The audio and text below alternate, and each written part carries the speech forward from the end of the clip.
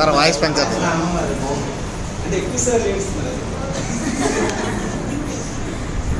Sir అందరూ చదివారు అంటారు, నేను జీరో సార్, అసలు చదువులేదు. నేను ఆటో డ్రైవర్ని, ఇంజనీర్ తిరుగుబాటు మేడం చివరికి పడాలి. నేను ఆటో డ్రైవర్ సార్, కానీ ఇంజనీర్లో లోకల్ సర్వీస్ మేడం సార్ అని కూడా ఆటోలో అరిక్కుంటూ ఉదయం 9కి వచ్చి రాత్రి 10 మేడం సార్ అని తిరిగేవాడు.